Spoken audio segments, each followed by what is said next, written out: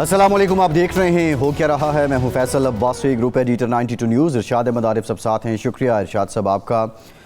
Donald Trump صدر منتخب ہونے کے بعد اب باضابطہ طور پر انہوں نے جنوری میں یہ حلف اٹھانا ہے۔ کملا ہارس جو ان کے مد مقابل امیدوار تھیں انہوں نے ان کو مبارکباد پیش کی ہے۔ کل جو ایک سپیچ سامنے آئی تھی ڈونلڈ ٹرمپ کی، انہوں نے جنگ ختم کرنے کا اعلان کیا تھا۔ اب سوال یہی ہے، پوری دنیا میں میڈیا یہی ڈسکس کر رہا ہے کہ ڈونلڈ ٹرمپ کی ترجیحات کیا ہوں گی۔ ڈونلڈ ٹرمپ کو یہ بھی اعزاز حاصل ہے کہ وہ اب کی بار جب حلف اٹھائیں گے تو سب سے زیادہ امریکہ کے عمر رسیدہ شخص ہوں گے، عمر رسیدہ صدر ہوں گے۔ اور اس کے ساتھ ساتھ پاکستان کی طرف سے پاکستان کے دفتر خارجہ کے ترجمان نے آج کہا ہے کہ امریکہ کی پاکستان کے اندرونی معاملات میں قیاس آرائیاں بے بنیاد ہیں، غلط ہیں۔ پاکستان امریکہ کا پارٹنر اور دوست ہے۔ پاکستان کے جو پولیٹیکل حالات ہیں اس تناظر میں ڈونلڈ ٹرمپ کی جو وکٹری ہے اس پر سوشل میڈیا پہ بہت زیادہ بات ہو رہی ہے۔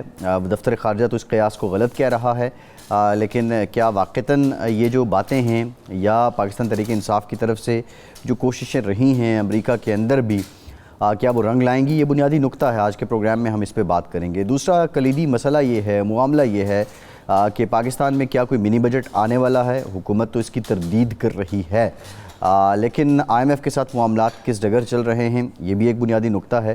اور پاکستان کی معاشی حالات، معاشی اشاریے جو بہتر ہونا شروع ہوئے ہیں، اس میں اب یہ تسلسل کیسے قائم رہے گا، اس پر بھی بات کریں گے۔ پاکستان انٹرنیشنل ایئر لائن بیرون ملک پاکستانیوں کی کمپنی نے آفر کی ہے کہ جو تقریباً 250 ارب روپے کی لائبلٹیز ہیں ان کو ادا کر کے 60% حصص جو ہیں وہ 125 ارب روپے میں وہ خریدنے کے لیے رضامند ہیں۔ اور ایک اخبار کی رپورٹ کے مطابق اس ضمن میں انہوں نے جو وزیر نجکاری ہیں، وزیر دفاع ہیں، وزیر ہوابازی ہیں، ان کو خط بھی لکھ دیا ہے۔ حکومت کے لیے یہ آفر کتنی سود مند ہے، کیا اس پہ عمل ہوگا، یہ بنیادی نقطہ ہے۔ اور PIA کی نجکاری ظاہر IMF کی شرائط میں سے پرائیویٹائزیشن ایک شرط ہے، تو کیا حکومت جلد اس پر عمل درآمد کر پائے گی؟ ان تمام معاملات پہ ہم بات کریں گے۔ ارشاد صاحب، جو کلیدی نقطہ ہے ٹرمپ کی جیت ہے، پاکستان کے دفتر خارجہ کی جو اسٹیٹمنٹ سامنے آئی ہے، انہوں نے اس کو کیٹاگوریکلی ڈینائی کیا ہے، یہ صرف قیاس ہے، افواہیں ہیں، ایسا کچھ بھی نہیں ہے۔ پاکستان کے اندرونی معاملات میں امریکہ مداخلت نہیں کرے گا۔ یہ ضرورت کیوں پیش آ رہی ہے اور یہ قیاس کیوں ہو رہا ہے کہ ٹرمپ آ جائے گا اور اس کے بعد حالات بدل جائیں گے؟ پہلی بات تو یہ ہے کہ عباس صاحب، اس تردید سے ہی معاملہ جو ہے نا تھوڑا سا لگتا ہے کہ دال میں کالا ہے، کیونکہ PTI نے آفیشلی کوئی ایسی بات نہیں کہی جس سے یہ لگتا ہو کہ ان کی واقعی کوئی توقعات وابستہ ہیں اور وہ کوئی مداخلت ہونے لگی ہے۔ نہ ٹرمپ کے کسی مشیر نے، نہ کسی ان کے قریبی ساتھی نے یہ بات کہی ہے، تو تردید کیوں ہو رہی ہے؟ اور دو دن سے کم از کم آپ بھی دیکھ رہے ہیں، میں بھی، خواجہ آصف صاحب اور رانا ثناء اللہ صاحب اور جاوید لطیف صاحب اور کئی اور لوگ جو ہیں وہ بڑے بے چین سے ہیں۔ تو اب یہ بے چینی کیوں ہے؟ دفتر خارجہ دیکھیں نا، کوئی سیریس معاملہ ہو تو اس کی تردید وہ کرتا ہے نا۔ سوشل میڈیا پہ تو باتیں ہر طرح کی چل رہی ہوتی ہیں، تو ان کی تردید تو نہیں کی جاتی۔ تردید کرنے کا مطلب یہ ہے کہ کوئی نہ کوئی شاید کہیں کوئی شک ہے کہ کوئی پریشر آ سکتا ہے یا کوئی ایسی بات ہو سکتی ہے جس کی تردید لازمی ہے۔ حوصلہ دینا ہے حکومت کو، حکومت کے زعماء کو کہ نہیں کوئی نہیں، ایسا کوئی معاملہ نہیں ہے۔ تو میرا تو خیال ہے کہ یہ اگر تو کوئی ایسی بات ہے ہی نہیں سرے سے تو اس کی تردید کی ضرورت بھی نہیں تھی۔ PTI کے جو مرکزی ترجمان ہیں شیخ وقاص اکرم، انہوں نے بھی کہا ہے کہ ٹرمپ کے جیتنے سے ہمیں کوئی فائدہ نہیں ہونا۔ نہیں دیکھیں نا، علیمہ خان یہ کہتی ہیں کہ یہ ہمارا کوئی ابا ہے کہ ہم اس سے توقعات لگا کے بیٹھیں۔ کسی اور نے بھی ایسی بات نہیں کی۔ دیکھیں نا، گوہر علی خان کوئی بات کریں، عمر ایوب بات کریں، اسد قیصر بات کریں، کوئی اور بات کرے تو پھر کوئی تردید بھی بنتی ہے۔ تو میرا تو خیال ہے یہ دفتر خارجہ کا رد عمل بھی قبل از وقت ہے، اور اس نے خام خواہ ایک افواہوں کو جنم دے دینا ہے۔ صحیح ہے کہ جس کا مطلب یہ ہے کہ کوئی نہ کہیں نہ کہیں کسی نہ کسی سطح پہ کوئی یا تو پیشگی راستہ روکا جا رہا ہے، یا یہ ہے کہ سیریسلی کوئی بات ہے جس کی تردید لازمی ہے تاکہ لوگوں کو وہ کیا جائے۔ میں نہیں سمجھتا کہ اس کی ضرورت تھی. یہ پی آئی اے والا معاملہ جو ہے یہ دلچسپ ہے. پہلی تو بات یہ ہے کہ النہیان گروپ کیا ہے, ہمیں علم نہیں ہے ابھی تک کہ یہ کون لوگ ہیں. اس میں کچھ معلومات بھی ہمیں حاصل نہیں ہو سکی ہیں, ابھی کوشش کی ہے ہم نے نہیں. اچھا, النہیان گروپ کو یہ پیشکش کرنے کی اب ضرورت کیوں محسوس ہو رہی ہے جب باقاعدہ بڈنگ کا اعلان ہوا؟ یہ عمل جو ہے کئی مہینے سے, یعنی کم از کم 10-11 ماہ سے چل رہا ہے. یہی ایسا ہی ہے نا؟ جی ایسے ہی, سال ہی سمجھ لیں. یہ جب اسٹینڈ بائی ایگریمنٹ ہوا تھا ہمارا, اس وقت اس کے بعد اس کے شرائط میں سے تھا, اور نگران حکومت نے اس کے سارے وہ بنائے تھے. تو اس دوران تو یہ گروپ آیا نہیں. لیکن اگر یہ واقعی کوئی سیریس گروپ ہے تو میرا خیال ہے یہ بہت بڑی پیشکش ہے کہ یہاں ایک 10 ارب کوئی دینے کے لیے تیار نہیں ہے, اور وہ 125 ارب ود لائبلٹیز بھی وہ ایکسپیکٹ 250 ارب روپے کی لائبلٹیز ہیں. ساتھ انہوں نے یہ بھی کہا کہ 30 سے 100% سٹاف کی تنخواہیں بھی بڑھائیں گے اور سٹاف کی چھانٹی بھی نہ کریں. ہاں مطلب مجھے بھئی ایسا گروپ اگر پہلے آ جاتا تو اب تک پی آئی اے کے کم از کم نومبر کی تنخواہیں تو حکومت کو نہ دینی پڑتی. بالکل ٹھیک. تو اس کا مطلب یہ ہے کہ اس گروپ کو بھی اب تو حکومت کو چاہیے کہ بس کسی اور چکر میں نہ پڑے.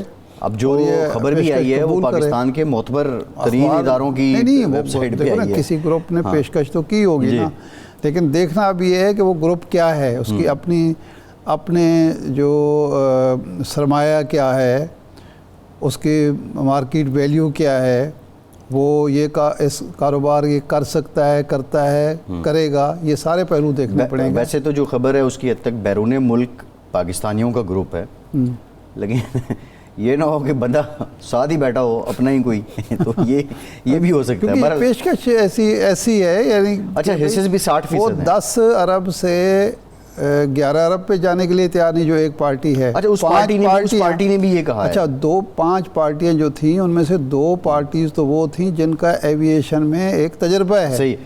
اس پارٹی نے بھی ایک اب وضاحتی ایک ٹی وی پروگرام میں بات کی ہے کہ ہم 80 ارب بھی دینے کو تیار ہیں لیکن حکومت ہم سے بات تو کرے. اب وہ انہوں نے بھی ایک وضاحت دی ہے. بہرحال میں سمجھتا ہوں ان کا ٹائم اب گزر چکا ہے, وہ جو ٹائم تھا شاید وہ اب نہیں رہا. سینیٹر ہمایوں محمد صاحب نے کس گروپ نے, جو اکیلا گروپ تھا نہیں, لیکن وہ تو اس میں نیلامی کے دوران ٹی وی پر بیٹھ کے کہا کہ جی ہم تو کوئی بڑھانے کے لیے تیار نہیں ہیں. نہیں, بعد میں ایک ٹی وی پروگرام میں وضاحت دی ہے. اور بہرحال اس پہ ارشاد صاحب بات کریں گے. سینیٹر ہمایوں محمد صاحب نے ہمیں جوائن کیا ہے. ڈاکٹر صاحب thank you for your time. یہ بتائیے اب ٹرمپ صاحب جیت گئے ہیں, آپ کی نظر میں پاکستان امریکہ تعلقات پہ اس کا کیا اثر پڑنا ہے؟ بسم اللہ الرحمن الرحیم. ایاک نعبد و ایاک نستعین. دیکھیں میرا نہیں خیال کہ اس سے کوئی بہت فرق پڑے گا پاکستان اور امریکہ کے تعلقات پہ.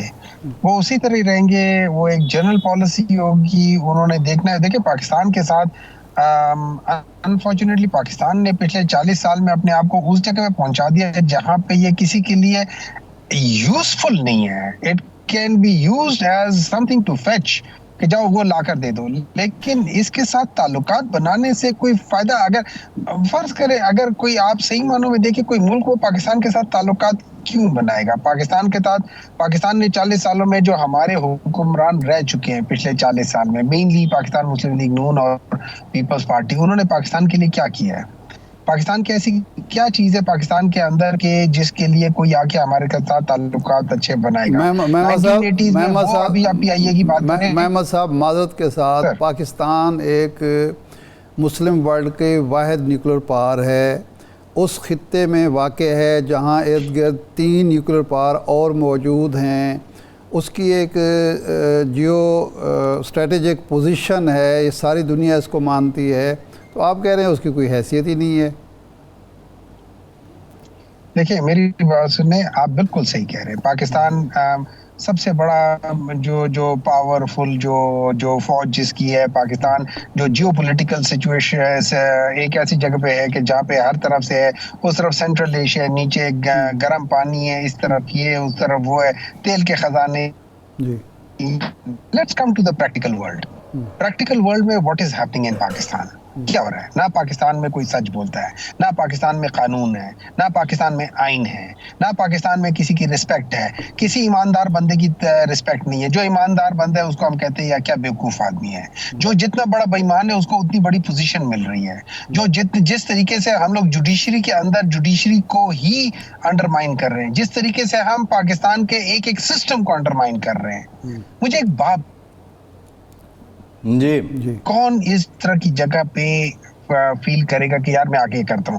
وہ لوگ کیا کریں گے, وہ جا کے انڈیا نے اپنے آپ کو کہاں پہنچا دیا. 1980 میں پاکستان سے زیادہ غریب تھا انڈیا. یہ آج انڈیا کہاں ہے. محمد صاحب, یہ اسی 40 سال کے عرصے کی بات ہے جب آپ کے لیڈر امریکہ گئے تھے, ڈونلڈ ٹرمپ سے ملاقات ہوئی تھی, اور اس کے بعد واپس آ کے انہوں نے کہا تھا کہ میں ایسا فیل کرتا ہوں کہ میں ورلڈ کپ ایک دفعہ پھر جیت کے آیا ہوں.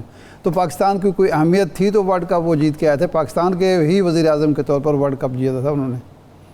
دیکھیں آپ کو پتہ ہے کہ پچھلے 3.5 سالوں میں پاکستان جب سے ہمارے اوپر بھکاری لیڈر ہے, پاکستان سب سے زیادہ بھکاریوں کو ایکسپورٹ کر رہا ہے. ڈو یو نو دیٹ کہ پاکستان سب سے زیادہ بھکاریوں کو, سعودی عرب نے پاکستان سے, دبئی نے پاکستان سے ویزے بند کرنے شروع کر دیے ہیں. بغیر بیوی کے آپ کو ویزا ہی نہیں ملتا, اور اگر آپ ویزے لے لو اور سینیٹر صاحب کر دیتے ہیں. دیکھیں یہ اپنی جگہ پہ یہ حقائق ہیں. ہمارا جو سوال ہے وہ یہ ہے کہ اب دو چیزیں. ایک سوال تو یہ ہے کہ ٹرمپ کیا امریکہ جو ہوگا وہ پاکستان کے ساتھ کیسے ڈیل کرے گا, کیا اثرات مرتب ہوں گے. دوسرا یہ ہے کہ آپ کے ہی لوگوں نے یہ تاثر پھیلایا, خاص طور پر جو بیرون ملک بیٹھے ہوئے ہیں, وہ یہ کہہ رہے ہیں کہ جی ٹرمپ نے ہم سے وعدہ کیا ہوا ہے کہ وہ اقتدار میں آنے کے بعد, الیکشن جیتنے کے بعد آپ کے لیڈر کی رہائی کے لیے کوشش کریں گے. تو اس میں, اس تاثر میں کس حد تک حقیقت ہے اور آپ کتنے پر امید ہیں؟ اچھا دیکھیں, اس طرح ہے کہ ٹرمپ نے اپنے ووٹرز کے ساتھ ایک پرومس کیا. انہوں نے ایک ٹیلی ویژن پروگرام یا کسی جگہ پہ جو ہم سب نے سنا ہے, انہوں نے کہا ہے کہ میں اگر جیتا تو میں یہ کروں گا. وہ ٹرمپ جانے اور ٹرمپ کے ووٹرز جانے, ان کے لوگ جانے, ٹرمپ نے مسلمانوں کے ساتھ یہ وعدہ کیا ہے ووٹ لینے کے لیے کہ وہ فلسطین کے اندر, غزہ کے اندر یہ لڑائی بند کرے گا. اس نے اوروں سے وعدہ کیا. اس نے اپنے الیکشن کمپین میں بہت ساری چیزیں وعدے کی ہیں, just like any other politician اس نے بھی وعدے کیے ہیں. اب فرق یہ ہے کہ وہاں پہ جب وہ لوگ, جب کمیلا ہار گئی تو اس نے ایک آنریبل طریقے سے اپنی ہار کو ایکسیپٹ کیا. اس نے الیکشن کمیشن کے ساتھ مل کے اگلے دن وہ نہیں چینج کی ہے. اس نے وہ ساری چیزیں نہیں کی جو یہاں پہ ہوئی ہیں. تو وہاں پہ اگر اس طریقے سے بات ہوتی ہے, ایک اس نے کہا کہ میں آنریبل طریقے سے اپنی ہار مانتی ہوں, تو یہاں پہ تو کوئی آنریبل طریقے سے مانتے ہی نہیں ہے, سوائے 3 4 5 ایسے ہمایوں صاحب گزارش یہ ہے سر, سوال دیکھیں, بات یہ ہے ہمایوں صاحب, بات یہ ہے اب آپ کا ایک پارٹی نیریٹو, پارٹی ایجنڈا, آج کا پارٹی کنٹینٹ اپنی جگہ ہوگا. ہم آپ سے گزارش یہ کر رہے ہیں سینیٹر صاحب, ہم آپ سے گزارش یہ کر رہے ہیں, جو ریلیونٹ کویسچن ہے اس کو اگر آپ آنسر کریں تو آسانی ہو جائے گی. سوال یہ ہے کہ یہ جو تاثر ہے پی ٹی آئی کے حلقے جو تاثر دے رہے ہیں کہ ٹرمپ آئے گا اور آپ کا لیڈر باہر آ جائے گا اور پاکستان میں آ کے معاملات میں وہ مداخلت کرے گا یا کوئی فون کال آئے گا, جبکہ علیمہ خان اس کو تردید کر رہی ہیں, انہوں نے کہا کہ ٹرمپ کوئی ابو تو نہیں ہے ہمارا. تو کیا ہے حقیقت, کیا ہے؟ کیا میں بتاؤں نا, میں اوپر نہیں بیٹھا ہوا اور نہ کسی کو بیٹھنا چاہیے. میں اس کے اوپر نہیں بیٹھا ہوا. وہ اگر ٹرمپ نے کسی کو پرومس کیا تو وہ ٹرمپ کا پرومس ہے, ان لوگوں سے پرومس ہے, اس کا ہم سے پاکستان تحریک انصاف کے یہاں کے جو پاکستان کے اندر ہے ان سے کوئی تعلق ہونا نہیں چاہیے, ہے نہیں. وہ اپنی جگہ پہ دیکھیں, سفارتی طور پہ اگر وہ لوگ کچھ کرتے ہیں اپنے طور پہ کرتے ہیں کیونکہ اس نے اپنے لوگوں سے پرومس کیا, اس کا میں کچھ کہہ نہیں سکتا. لیکن otherwise I don't think so there should be anything like that. وہ ان کا آگے بڑھتے ہیں. انہوں نے اپنے جو ہم نے سنا ہے انہوں نے یہ کہا ہے کہ اگر وہ آ جائیں گے تو وہ عمران خان کے لیے بات کریں گے, بس یہ اس نے کہا ہے. چلو آگے بڑھتے ہیں جی. یہ فرمائیں کہ اب 9 نومبر آ گیا, آپ کی کیا تیاریاں ہیں اور یہ جلسے کا کیا مقصد ہوگا؟ یہ جلسہ ہوگا, یہ دھرنا ہوگا, یہ کب تک جاری رہے گا؟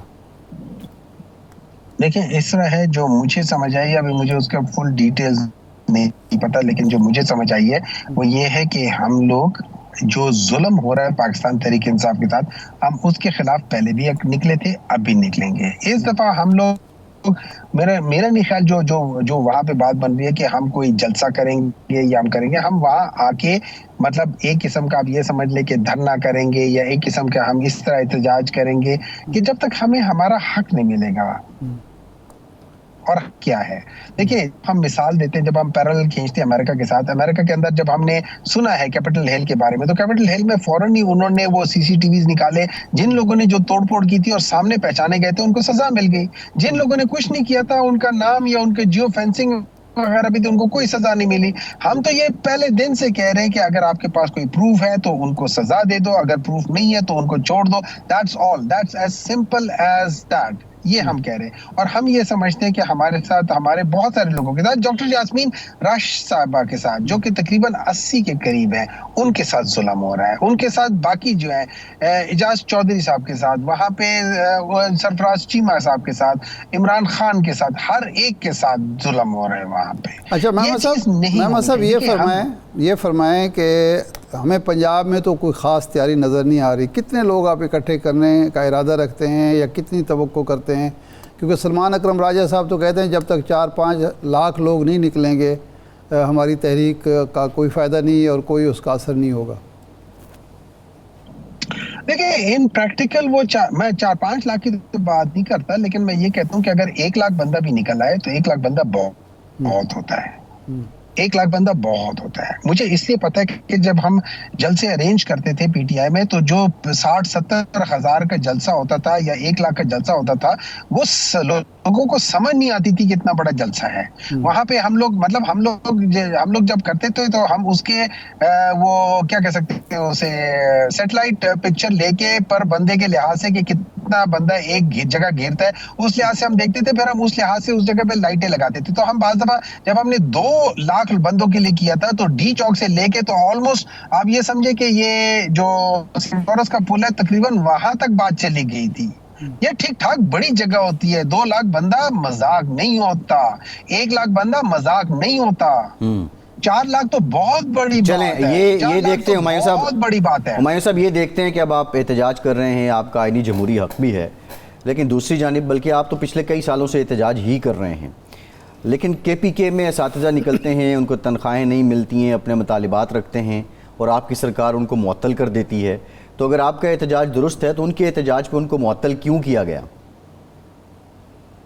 دیکھیں مجھے نہیں پتا کہ ان کا احتجاج کس لحاظ سے تھا، لیکن میں آپ کو 2 چیزیں بتاتا ہوں. میرا نہیں خیال کہ اگر اساتذہ یا کوئی شخص بھی اپنے حق کے لیے باہر نکلے تو اس کو معطل کرنا چاہیے، ان کی بات سننی چاہیے. اگر اس کے ساتھ مجھے چونکہ ڈیٹیلز نہیں پتا، میں اس پہ کمنٹ نہیں کر سکتا ہوں میں، لیکن ان پرنسپل آپ سے بات کرتا ہوں. ان پرنسپل یہ ہے کہ کسی بھی شخص کو اگر وہ اپنے حق کے لیے نکلا ہوا ہے، اس کے ساتھ ظلم نہیں ہونا چاہیے. اور دوسری بات یہ کہ آپ بالکل صحیح کہتے ہیں، ہم شروع سے ہی احتجاج کر رہے ہیں اور اس کی ایک وجہ ہے. اس کی وجہ یہ ہے کہ اس ملک کے ساتھ جو حشر ہوا ہے اس کے لیے احتجاج کے علاوہ اور کیا کر سکتے ہو. باقی ان لوگوں نے جس طریقے سے ان لوگوں نے ایک سسٹم کے اندر سرے کر گئے، ان لوگوں نے ایک جگہ پہ ہر قسم کے جو کیا کہہ سکتے ہیں جو جن کی کیپیسٹی نہیں ہے ان لوگوں کو وہاں بٹھا دیا. غلط فیصلے ہر جگہ پہ ہو رہے ہیں. تو اس کے لیے احتجاج بھی کرنا ہے، اس کے لیے باہر بھی نکلنا ہے. اس کے لیے ہمیں اپنے آپ کو بدلنا ہے.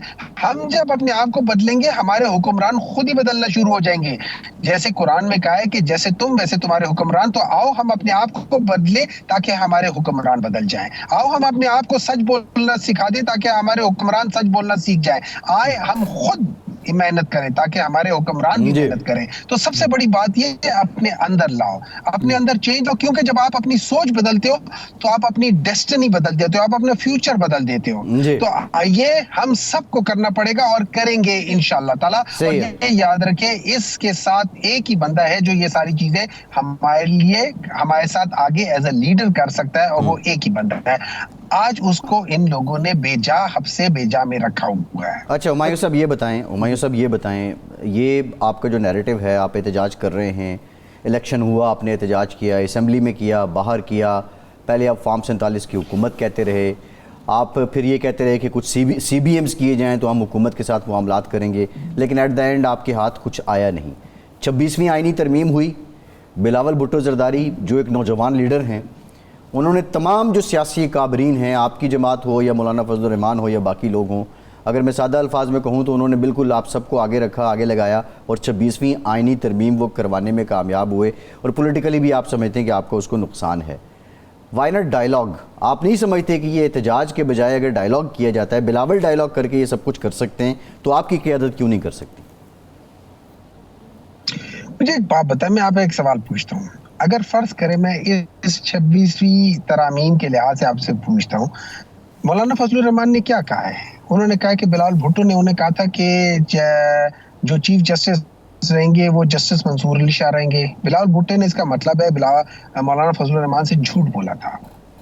یہ لوگ نہیں, مولانا تو یہ بھی کہتے ہیں کہ آپ جب وقت نماز آیا تو آپ کھسک گئے, آپ لوگ کمیٹی میں ہی نہیں بیٹھے, اکیلے کامران مرتضیٰ کا کیا وزن ہوتا؟ دیکھیں ایسا تھا, نہیں دیکھیں, اگر ہمارے 3 بندے بھی ہوتے یا 2 بندے بھی ہوتے تو 4 ہو جاتا, تو 4 کا بھی ووٹ کا نہیں ہے. دیکھیں ان کے نمبر ان کے تھے, انہوں نے اپنے نمبر بڑے کیلکولیٹ کر کے ساری چیزیں رکھی ہوئی تھی. آپ کا کیا مطلب ہے؟ چور جب چوری کرنے جاتا ہے وہ بڑی کیلکولیشنز کر کے چوری کرتا ہے. جیسے ابھی انہوں نے یہ جو کمیشن بنایا تھا, جوڈیشل کمیشن بنایا, اس جوڈیشل کمیشن میں دے ایگزیکٹلی نیو کہ کیا ہوگا. ان کو پتا تھا کہ تینوں سینئر موسٹ جج, چیف جسٹس سمیت اور باقی جو سینئر موسٹ جج ہے وہ اس چیز کے خلاف جائیں گے. ان کو یہ بھی پتا تھا کہ پی ٹی آئی والے خلاف جائیں گے. انہوں نے اپنے نمبرز پورے رکھے تھے. کیوں؟ اصل میں تو چیز نمبرز ہے. اخلاق اور ایتھکس کے تو پاکستان میں سوال ہی پیدا نہیں ہوتا, صرف نمبرز ہیں. نمبرز میں اگر آپ کے پاس بیوقوف لوگ 50 ہو گئے تو 50 کی بات مانی جائے گی. عقل مند اگر 10 ہے تو ان 10 کی بات نہیں یہ فرمائیں. اگر ایماندار 5 ہے تو ان 5 ایماندار والوں کی بات نہیں مانی جائے گی. محمد صاحب, جب پارلیمانی کمیٹی میں جو اصول آپ نے اپنایا ہے کہ چونکہ انہوں نے اپنی مرضی کرنی ہے تو ہم اس میں نہیں بیٹھیں گے, جوڈیشل کمیشن میں سب کو پتا تھا کہ ان کے 7 ووٹ ہیں, آپ اس کمیٹی میں بیٹھ گئے, تو اگر یہاں بیٹھنا جائز تھا تو وہاں کیوں ناجائز تھا؟ اگر وہاں ناجائز تھا تو یہاں کیسے جائز ہو گیا؟ دیکھیں ایسا ہے کہ ہم تو جو بیسک تھی کہ جب مولانا صاحب سے بات ہوئی ان لوگوں سے جو ایگری کر گئے, چونکہ میں اس میں تھا نہیں اس لیے میں آپ کو ڈیٹیل نہیں بتا سکتا کہ کیا ہوا کیا نہیں ہوا, لیکن میں ان پرنسپل کرتا ہوں. جب انہوں نے ان پرنسپل ایگری کر لیا کہ ہاں جی ہم کریں گے, تو ہم لوگوں نے اس چیز کا بوائکاٹ, جو بوائکاٹ کیا تھا ہم نہیں جائیں گے, وہ ہمیں پتا تھا کہ اس کے اندر جو ترامیم ہے, جو 26ویں آئین کے اندر جو ترامیم ہے, ہم ان کے حق میں ووٹ نہیں ڈال سکتے تھے, ہم ڈال ہی نہیں سکتے تھے. اس کی وجہ یہ ہے کہ وہ آئین کی شیکٹ 8 کے خلاف ہے, اس کے اندر جو بیسک حقوق ہے اس کے خلاف ہے. اس کے اندر ہمیں پتا تھا کہ یہ جوڈیشری کو انڈرمائن کر رہے ہیں. ٹھیک ہے, ہم نے مولانا صاحب کے ساتھ چونکہ ہم نے ایک کمٹمنٹ کی تھی تو اس کمٹمنٹ کے لحاظ سے ہم لوگ ان کے ساتھ تھے, لیکن ہم اس کے لیے ووٹ نہیں دے سکتے تھے. وہ ہمارا ایک پرنسپل اصول تھا کہ ہم نے نہیں کیا. میں تو جوڈیشل کمیشن بھی تو اسی 26ویں آئینی ترمیم کے بعد ہے نا ہمایوں صاحب. پارلیمانی کمیٹی جو چیف جسٹس, بالکل یہاں تضاد ہے نا, یہاں بھی تو کمٹمنٹ آپ کی تھی نا. اس میں دیکھیں نہیں تضاد نہیں, اس میں دیکھیں بات ہی ہو جاتی. اس میں تھوڑا بہت چانس ہی ہو سکتا تھا کہ ایک آدھ کوئی لائر یا کوئی ایسا ہو سکتا ہے جہاں پہ شاید ان کو یہ خیال آ جائے کہ یار یہ تو ہمارا ہی ادارہ ہے جس کو ہم انڈرمائن کر رہے ہیں. دیکھیں آپ بعض جگہوں پہ چانس لے لیتے ہو اس لحاظ سے کہ یار یہ تو انہی کے ادارہ ہے, میں اپنے ادارے کو کیسے انڈرمائن کر سکتا ہوں. لیکن ہمیں کیا پتا تھا کہ وہاں پہ کوئی لائر اپنے ساتھ نہیں کھڑا ہوگا. ہمیں کیا پتا تھا کہ کوئی بھی لائر جو ہے وہ اپنے ہی ادارے کو انڈرمائن کرنے کے لیے ووٹ دے دے گا. لیکن بعض جگہ پہ آپ کو چانس لینے پڑتے ہیں. صحیح ہے, ٹھیک ہے. بہت شکریہ سینیٹر ہمایوں محمد صاحب, آپ کے وقت آپ ہمارے ساتھ موجود تھے. ایک بار واپس آئیں گے, امریکی انتخابات پہ بات کریں گے, ہمارے ساتھ رہیے.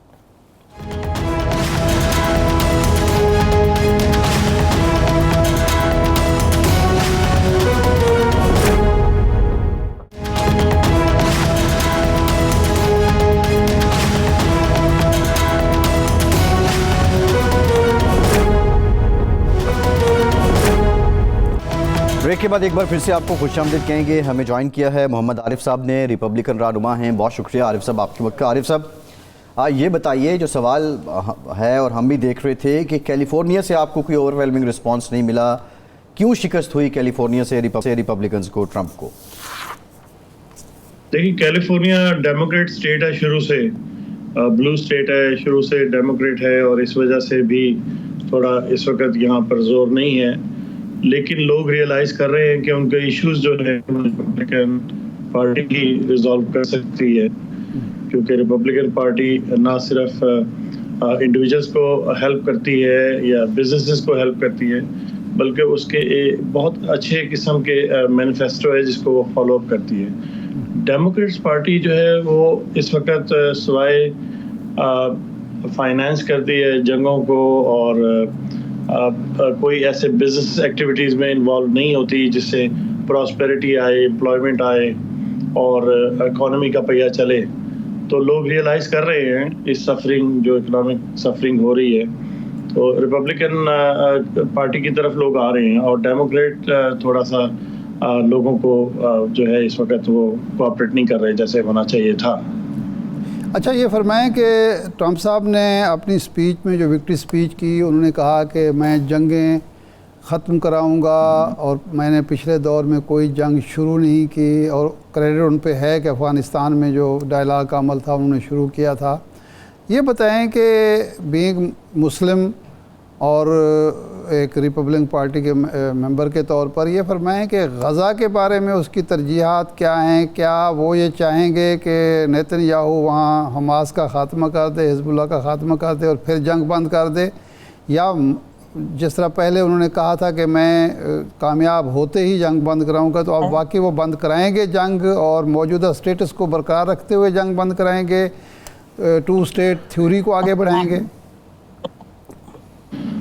دیکھیں جو ڈونلڈ ٹرمپ صاحب ہیں ان کا تو یہ ہے شروع سے موٹو کہ first America, he wants to concentrate on America, he wants to make America great again. تو ابھی ان کا جو سلوگن ہے وہ امریکہ گریٹ کی بجائے ابھی مزید وہ کہتے ہیں we want to make the whole world great. تو اس میں وہ ہمیشہ پیس کی بات کرتے ہیں اور وہ کسی بھی طرح کی ویسٹ جو ہے، چاہے وہ ہیومن ریسورسز ہوں، چاہے وہ فائنانس ہو، وہ کسی طرح کا ویسٹ نہیں چاہتے، وہ پروڈکٹیوٹی چاہتے ہیں اور فائنینشیل جو ہے چیزوں کے اوپر ان کا جو ہے وہ ہے پورا دھیان فائنینشیل چیزوں کے اوپر۔ تو وہ کسی طرح کی جنگ یا کسی طرح کی وار کے حامی نہیں ہیں، شروع سے ان کا ایجنڈا یہی ہے کہ ہم کسی طرح کی بھی جنگ ہو، چاہے وہ یوکرین کی ہو، چاہے وہ غزہ کی ہو، اور اس کو ہم انکریج نہ کریں، اس کو سپورٹ نہ کریں، اور ہم امریکہ کی اکانومی، امریکہ کے لوگوں کا معیار زندگی جو ہے اس کو زیادہ پریورٹی دیں۔ تو ہمیشہ سے وہ پیسفل رہے ہیں اور وہ وار کو ہمیشہ انہوں نے کہا ہے وار از ویسٹ آف امریکن ریسورسز۔ تو وار جو ہے وہ ریئلی اس کے حق میں نہیں ہے، بلکہ وہ جتنی بھی دنیا میں یہ تو پوائنٹ سمجھ آ گیا۔ اب وہ غزہ کے بارے میں ان کی پالیسی کیا ہوگی؟ وہ فوری جنگ بندی کا مطالبہ کریں گے اور منوائیں گے نیتن یاہو سے، کیونکہ وہ منوانے کے لیے ضروری ہوگا کہ آپ اسلحہ ان کا بند کریں، پیسے ان کے بند کریں، وہ مان جائیں گے۔ اگر وہ اسلحہ بھی جاری رہے، پیسہ بھی جاری رہے تو وہ نہیں مانے گا۔ تو یہ اس طرح بند کرائیں گے یا نیتن یاہو کو موقع دیں گے کہ حماس کی کمر مزید توڑ دیں، حزب اللہ کو ختم کر دیں، ایران کے خلاف بھی جو کچھ کرنا ہے اس کے بعد جنگ بند کرا لیں گے؟ اسٹریٹجی کیا ہوگی آپ کی نظروں میں؟ دیکھیں انہوں نے پرومس تو یہ کیا ہے کہ مسلم کاکس اور ہم سب نے جو یہاں کے امریکن مسلم ہیں ان کو سپورٹ کیا ہے، اور اس سلسلے میں انہوں نے پرومس تو یہی کیا ہے کہ وہ کسی طرح کی جنگ نہیں چاہتے، وہ پیس چاہتے ہیں، اور جو بھی امریکن پالیسیز ہیں ان میں اگر جنگ شامل ہے تو اس کو ہم انکریج نہیں کرنا چاہتے، لیکن کسی بھی طرح کا اسپیسیفک جو کنٹرول ہے وہ خالی پریزیڈنٹ کے ہاتھ میں نہیں ہوتا۔ آپ کو پتہ ہے کہ کانگریس کو ساتھ لے کے چلنا پڑتا ہے۔ تو اس سلسلے میں یہ ہے کہ ان کی پوری کوشش ہے کہ کسی بھی طرح کی جنگ کو انکریج نہ کیا جائے، سپورٹ نہ کیا جائے، چاہے وہ غزہ کی ہو، چاہے یوکرین کی ہو یا کسی اور طرح کی۔ تو اس میں ان کی پوری کوشش یہی رہے گی کہ وہ جنگ کے خلاف جائیں۔ اس بار تو کانگریس ان کے ساتھ ہے نا، سینٹ میں بھی آپ کو اکثریت مل گئی، ایوان میں بھی آپ کی اکثریت ہے، تو اس دفعہ تو وہ پرابلم نہیں ہے کہ کانگریس میں دو دھڑے ہوں، سینٹ کسی اور طرف دیکھ رہا اور ایوان آپ کے ساتھ ہو، اب تو اکثریت ہے ان کی۔ جی اکثریت تو ان کی ہے، لیکن اس میں پھر بھی ساری ووٹنگ ہوتی ہے اور ہر انڈیویجل جو ہے وہ انڈیپینڈنٹ ڈیسیژن رکھتا ہے۔ تو جہاں تک ڈونلڈ ٹرمپ کا تعلق ہے، مسٹر ٹرمپ جو ہے وہ وار کو، کسی بھی طرح کی وار کو انکریج نہیں کرتے اور کسی طرح کا بھی فائنینشیل میٹر کو ویسٹ نہیں کرنا چاہتے۔ اچھا یہ فرمائیں کہ پاکستان کے حوالے سے، کیونکہ اس دفعہ کمپین میں پاکستان کہیں ذکر نہیں ہوا، نہ آپ کی پارٹی کی طرف سے نہ دوسری پارٹی کی طرف سے، ڈسکس ہی نہیں ہوا۔ پہلے دہشت گردی کے حوالے سے ڈسکس ہوتا تھا، باقی اور چیزیں ہوتی تھیں، تو پاکستان کے بارے میں ان کی ترجیحات کیا ہوں گی؟ کیونکہ بائیڈن دور میں تو پاکستان کو نظر انداز کیا گیا، پاکستان کو ایک لحاظ سے بھلا دیا گیا تھا، بلکہ سمجھا یہ جا رہا ہے کہ افغان جنگ کا ملبہ بھی پاکستان پر ڈالنے کی کوشش کی گئی اور اس کو سزا دینے کی کوشش بھی ہوئی۔ دیکھیں، ٹرمپ صاحب تو ہمیشہ پاکستان کو لائک ہی کرتے ہیں اور اس کے اگینسٹ نہیں ہیں۔ وہ ایشیا میں چاہتے ہیں کہ پیس آئے، چاہے وہ افغانستان کی صورت میں ہو یا وہ پاکستان اور انڈیا کے معاملات ہوں، ان کا ہمیشہ یہی کوشش رہی ہے اور وہ ہمیشہ لوگوں سے محبت کرتے ہیں اور کسی بھی طرح کی وار یا کسی طرح کی ویسٹ جو ہے فائنینشیل ریسورسز یا ہیومن ریسورسز کو ویسٹ نہیں کرنا چاہتے۔ تو پاکستان کے معاملات میں بھی وہ یہی کہتے ہیں کہ ہر چیز میرٹ پہ ہو، ہر ڈیموکریسی ریئل ہو، اور پاکستان کو وہ ایک ریئل گراؤنڈ پہ اور ایک ٹیلنٹ بیس لوگوں کو جو ہے وہ لانا چاہتے ہیں۔ اور ان کی جب عمران خان صاحب پرائم منسٹر تھے، انہوں نے وزٹ کیا تھا تو آپ نے دیکھا کہ کتنا فرینڈلی انہوں نے ان کو ویلکم کیا، اور دیکھا جائے تو وہ اصول پرست ہیں۔ اگر ہم یہ کہیں کہ ٹرمپ صاحب جو ہیں وہ امریکہ کے عمران خان ہیں تو یہ بات غلط نہیں ہوگی۔ اچھا یہ بتائیں عارف صاحب کہ پہلے آپ پیس اینڈ فریڈم پارٹی میں تھے، اب آپ ریپبلکنز کا حصہ ہیں، 2 پارٹی سسٹم ہے، باقی بھی کینڈیڈیٹس تھے، لیکن یہ دنیا بھر میں جمہوریت بھی ایوالو ہو رہی ہے، سسٹم بھی ایوالو ہو رہا ہے، لیکن یہ 2 پارٹی سسٹم آپ سمجھتے ہیں کہ امریکہ میں مزید چلے گا؟ جو باقی پارٹیز ہیں، جس طرح آپ نے یہاں سے سوئچ کیا دوسری پارٹی میں، ریپبلکنز میں آ گئے، کیا ریزن ہے کہ کوئی تھرڈ فورس سامنے نہیں آ پاتی؟ اور گرین پارٹی کو اس دفعہ کچھ وہ بڑھی ہے آگے یا وہی ہے جہاں پچھلے 10-20 سال میں تھی؟ دیکھیں، آپ جانتے ہیں کہ پاکستان میں بھی 2 پارٹی سسٹم ہی آلموسٹ، پیپلز پارٹی ہے یا مسلم لیگ نون ہے، اور ابھی تھرڈ پارٹی جو ہے وہ آئی ہے کچھ عرصے پہلے، جو پی ٹی آئی ہے۔ تو یہاں پہ بھی سسٹم ایسا ہے کہ ریپبلکن یا ڈیموکریٹس کے علاوہ لوگوں کو پتہ نہیں ہے، 2 میجر پارٹیز ہیں، لیکن تھرڈ پارٹی بھی ہمیشہ کوشش کرتی رہی ہے آنے کے لیے، اور یہاں تک کہ ہم نے مختلف پارٹیز نے یونائٹ ہو کر پچھلے الیکشن میں 2022 میں جب میں نے لیفٹیننٹ گورنر کا الیکشن لڑا تھا تو اس وقت 2 یا 3 پارٹیز تھیں وہ جوائن کرنا چاہ رہی تھی، لیکن اینڈ اپ یہ ہوا کہ گرین پارٹی اور پیس اینڈ فریڈم پارٹی نے جوائن کر کے اپنے کینڈیڈیٹس کھڑے کیے تھے۔ تو یہ چیزیں یہاں پر بھی انٹروڈیوس ہو رہی ہیں کہ تھرڈ پارٹی کو آگے آنا چاہیے، اور ڈیموکریسی جو ہے اس میں یہی ہے کہ سب لوگ اس میں پارٹیسپیٹ کریں۔ اور اس وقت ہمارے پاس 2 میجر پارٹیز ہیں، لیکن بہت ساری مائنر پارٹیز جو ہیں ڈفرینٹ اسٹیٹس میں ہیں، جیسے یہاں پر امریکن انڈیپینڈنٹ ہے، لبرٹیرین ہے، پیس اینڈ فریڈم پارٹی ہے، گرین پارٹی ہے۔ تو 4 مائنر پارٹیز ہیں کیلیفورنیا میں اور 2 میجر پارٹیز ہیں، democrats and Republican. Republican join کرنے کا سوال آپ نے کہا، تو وہ میں نے اس لیے جوائن کی ہے ریپبلکن پارٹی کہ مجھے ڈونلڈ ٹرمپ کی جو personal way of dealing with the whole world and dealing with United state is very impressive. Donald Trump نہ صرف انسانیت کے علم بردار ہیں، بلکہ وہ چاہتے ہیں کہ برابری کے اصولوں پر کام کیا جائے ود ان یونائٹڈ اسٹیٹس اور باہر کے کنٹریز کے ساتھ بھی۔ ان کا ایجنڈا بہت ایک سنسیئر اور امپارشل ہے، اور وہ اکانومی کو پرائورٹی دیتے ہیں، امریکہ کو پرائورٹی دیتے ہیں۔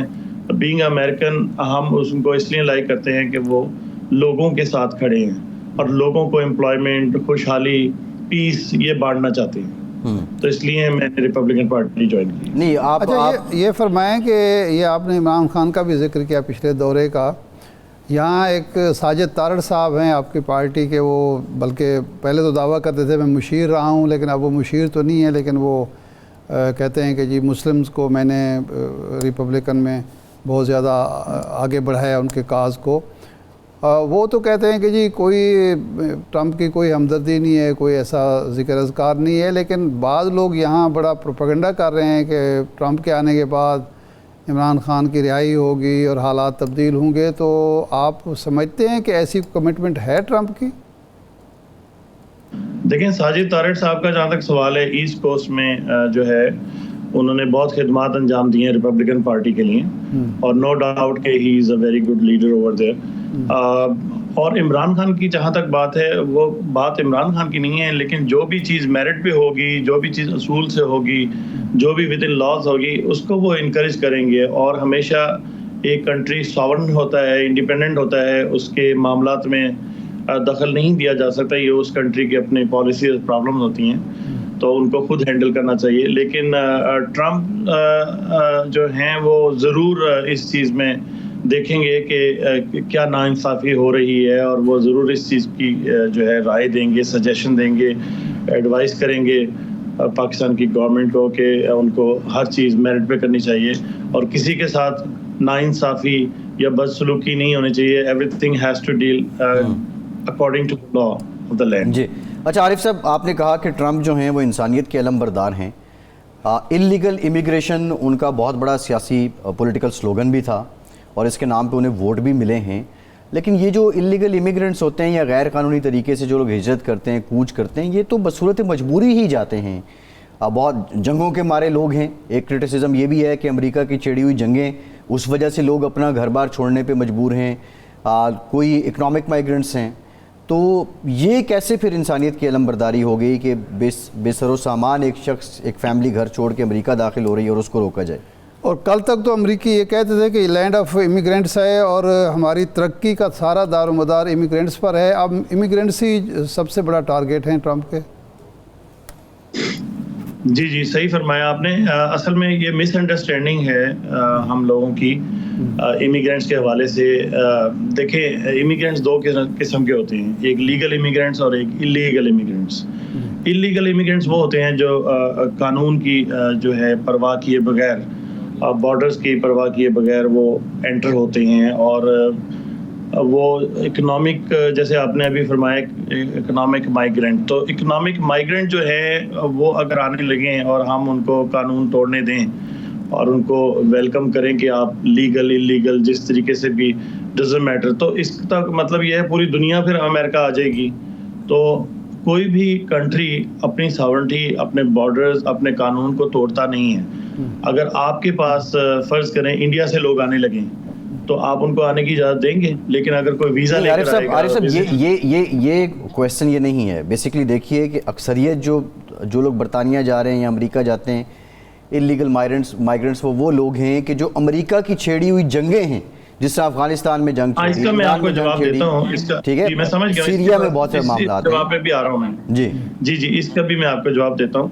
पहले मैं आपको इमिग्रेंट और नॉन इमिग्रेंट का डिफरेंशिएट बता रहा था कि हर कंट्री को ये राइट है कि वो अपने बॉर्डर्स को कंट्रोल करे, अपने इमिग्रेशन कवानीन के ऊपर अमल करवाए, ठीक है ना, और इनकरेज करे लीगल इमिग्रेशन को। जैसे कि वो इमिग्रेशन के खिलाफ नहीं है ट्रंप, वो इलीगल इमिग्रेशन के खिलाफ है। और जहाँ तक बात आप कह रहे हैं कि इकोनॉमी की, कि इकोनॉमी के सिलसिले में लोग आते हैं, तो उनको हम वेलकम करते हैं, लेकिन वो लेजिट होने चाहिए, रियल होने चाहिए। रेफ्यूजीज के जो परेशान हैं, अपना जिनको जान का खतरा है, जान के खतरा और इकोनॉमिक, ये दो डिफरेंट चीज़ें हैं। देखिए ना, वर्ल्ड में तो बहुत सारे कंट्री, 57 तो मुस्लिम कंट्री हैं जो इकोनॉमी उनकी ख़राब है।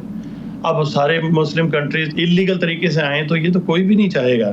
ये तो हमारे कंट्रीज में भी कोई अगर आता है, फ़र्ज़ करें आपने अफ़गानी रेफ्यूजीज जो हैं, हालांकि वो लेजिट है, उनको परेशानी थी, उनके मसाइल थे, उनको जान का खतरा था, उनका जो है उनका प्रॉपर एक प्रॉब्लम में गुजरे हैं, लेकिन उनको कितना डिपोर्ट किया अगर उनके पास प्रॉपर नहीं था पेपर वर्क। इसी तरह इंडिया ने कितने लोगों को जो है सिटीजनशिप जो है बिल जो था कैब सिटीजनशिप या अमेंडमेंट बिल, उसके जरिए कोशिश की लोगों को, मुसलमानों को डिपोर्ट करने की।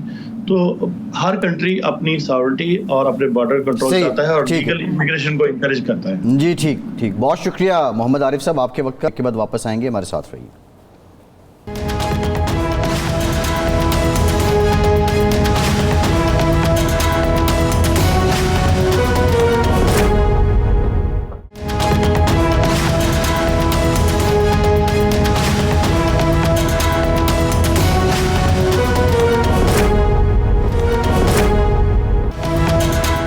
کے بعد ایک بار پھر سے آپ کو خوش آمدید کہیں گے.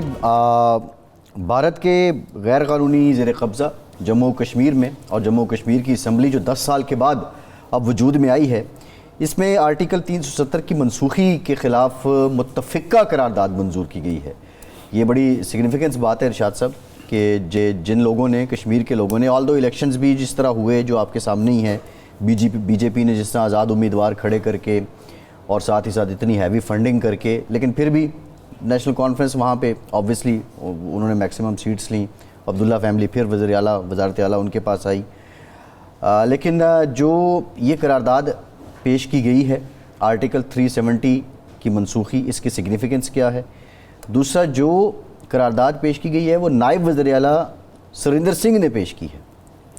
اب صاحب ایک تو ذہن میں رکھنا چاہیے کہ یہ جو الیکشن تھے, الیکشن میں کشمیری عوام نے اپنی جو ریزسٹنس ہے, اپنی جو آزادی کی جدوجہد ہے, اس کا ایک دوسرا رخ وہ سامنے لائے ہیں. یہ نہیں ہے کہ وہ اب ریزسٹنس سے دستبردار ہو گئے یا انہوں نے اپنی آزادی کی جدوجہد ترک کر دی.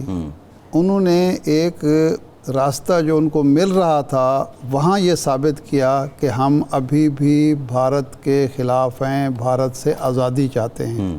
اور اس کا ثبوت یہ ہے کہ وہاں بی جے پی کو کوئی سیٹ ہی نہیں ملی, بری طرح ناکام ہوئی. جو بھی اس نے کوششیں کی, پیسہ لگایا, گروپنگ کی, وہ جو ہیں گجر اور پہاڑی, وہ ان کے درمیان اختلافات تفریق پیدا کرنے کی کوشش کی, کوئی پیش نہیں چلی. ایک تو یہ کلیئر ہے. دوسرا یہ ہے کہ کشمیری عوام نے یہ ثابت کیا, اور یہ قرارداد اس کا ثبوت ہے کہ وہ لوگ, ان لوگوں کو ہم مجبوراً ہی صحیح ووٹ دیں گے اگرچہ وہ حریت کانفرنس کا حصہ نہیں ہیں, جو 5 اگست کے اقدامات کے مخالف ہیں. چاہے وہ عبداللہ فیملی, محبوبہ مفتی نے بھی اس پہ شکریہ ادا کیا ایوان کا. یعنی محبوبہ مفتی اور مفتی سعید کے خاندان کا جو منافقانہ طرز عمل رہا, اس کا نتیجہ یہ ہے کہ ان کو بھی بری طرح مار پڑی الیکشن میں.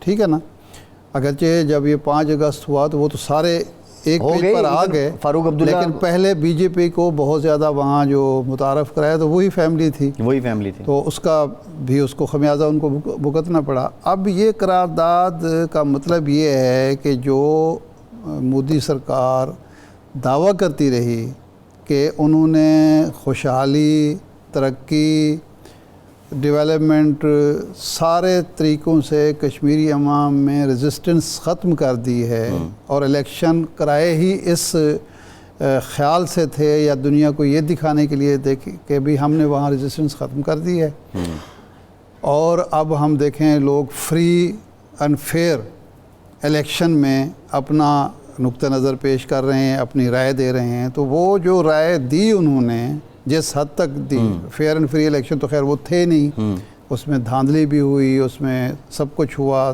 تشدد بھی ہوا, سب کچھ ہوا.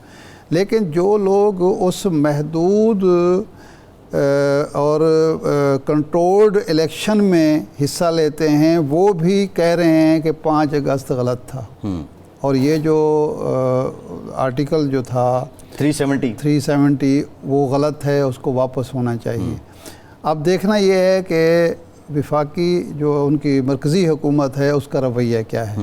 نہیں وہ اب جو رپورٹس آ رہی ہیں ارشاد صاحب, اس کے بعد بڑی دوڑیں لگی ہیں دلی میں, جی بڑی تشویش ہوئی ہے. نہیں اب پوائنٹ یہ ہے کہ یہ ایک آزمائش اور امتحان میں ڈال دیا ہے مرکزی حکومت کو, مودی سرکار کو, کہ جی آپ اگر چاہ رہے ہیں, کہہ رہے ہیں کہ یہ عوام کے حقیقی مینڈیٹ ہے, تو پھر اس قرارداد پھر ہماری یہ رائے ہے, اگر ہمارا مینڈیٹ عوامی مینڈیٹ ہے تو عوام کی جو مان لیتے ہیں جمہوریت ہے آپ کی, تو یہ ہے مانیں. بالکل, یہ بڑا ایک قرارداد جو اتفاق رائے سے ہو رہی ہے اس کو آپ منظور کریں, اس کو نہیں کرتے تو اس کا وہ جھوٹ بول رہے ہیں. بالکل ٹھیک ہے ارشاد صاحب, یہ اس کا پہلو ہے. بالکل ایسے. ارشاد صاحب آج لاہور میں ایک تقریب میں ہم شریک ہوئے, جماعت اسلامی اور پھر انہی جو فلاحی تنظیم ہے الخدمت, حافظ نعیم الرحمان صاحب بھی موجود تھے. ان کا ایک انیشیٹو بنو قابل, نوجوانوں کو جدید ٹیکنالوجی, آئی ٹی, اے آئی, اس سے ہم آہنگ کرنا, اور آج لاہور جو ان کا چیپٹر تھا اس کا آغاز کیا گیا، نیشنل لیول پہ آغاز کیا گیا، کراچی سے یہ شروع ہوا تھا، 4 سال سے پروگرام کام کر رہا ہے.